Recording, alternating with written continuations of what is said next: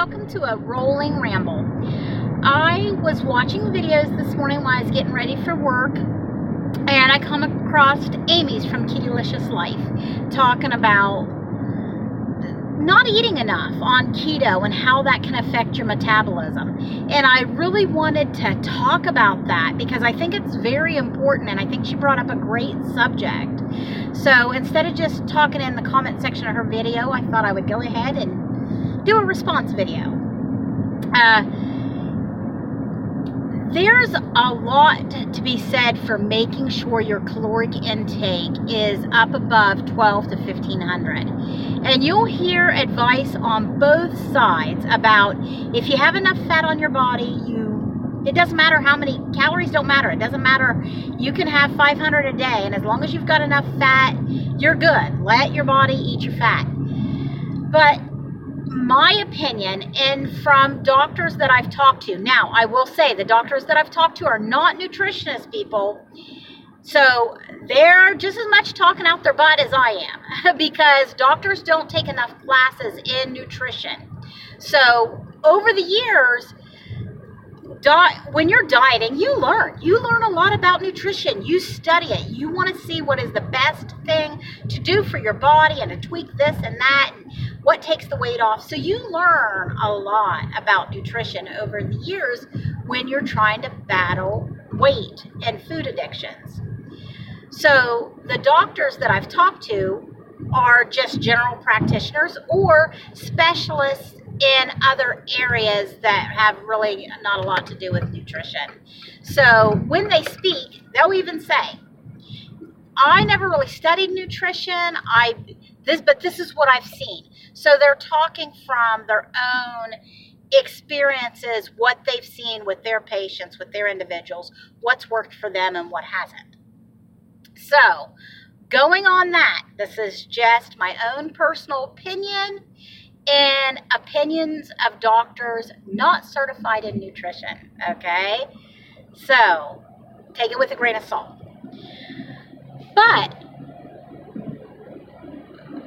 what it is, okay, think about it. If you're only eating your tushy, you're not getting above 1,200 calories a day, which is the base metabolic rate for most people, the average that most people's bodies will burn in a day if they do absolutely nothing at all. If they just laid in bed and didn't move, the average person burns 1,200 calories just to function, to function your organs and to breathe and, pump your heart, that kind of stuff. So anything you do beyond that burns a little bit more calories. So that's why they say you need at least 1,200 calories on an average day to just get by. Okay, so if we have a lot of fat, there's days we can dip well below that and be just fine. Even a few consecutive days. Say we want to do intermittent fasting, or we want to have a 3-day water fast, or whatever it happens to be. We're good for that amount of time, and it's not going to do any negative damage to our body. But if you fast consistently and keep your calories low, your body does have to drop its metabolism down because it's got less to work with. And think about it, okay? What is our fat cells? Those are the garbage cans of our body. They're the garbage cans. So when we say, well, I'm just going to eat the fat off my tushy and not worry about taking any other calories, just enough to get by. I'm just going to have 500 to 900 calories, just enough to keep myself from being hungry, and I'm going to lose more weight. It just doesn't work that way because you tank your metabolism, so it gets down to where that's all it's using in a day. But also, what is it using? When it opens up those fat cells to burn those off and use it as energy, they're then eating out of the garbage can, which we want them to do, but not on a daily basis without refeeding in our base caloric intake proper nutrition and micronutrients.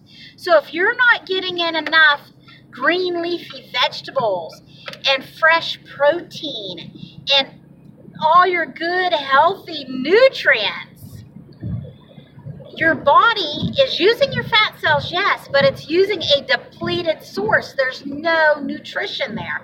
Yes, there's fuel. Yes, it's got fuel. So that you're not gonna starve to death. You won't. But you'll start noticing your skin's getting icky. You'll start noticing dark circles under your eyes. You'll start noticing your hair falling out. You'll start noticing your fingernails getting brittle. You'll be tired. You're going to be sluggish. Because even though we have enough fat on board that we could be eating our own tushy, I could stop eating today and go on a water fast for the next probably a year. And there have been doctors that have done supervised water fast where all the person is getting is Ketorade to supplement their electrolytes and burn their own fat off their tush. So it can be done under medical supervision, but there is no nutrients there. So I'm sure those doctors are also supplementing some kind of nutritional base with that too. Vitamins and minerals that we just wouldn't know how much to take without eating. So, guys, I enjoy OMAD. I really enjoy OMAD. It makes this way eating so easy.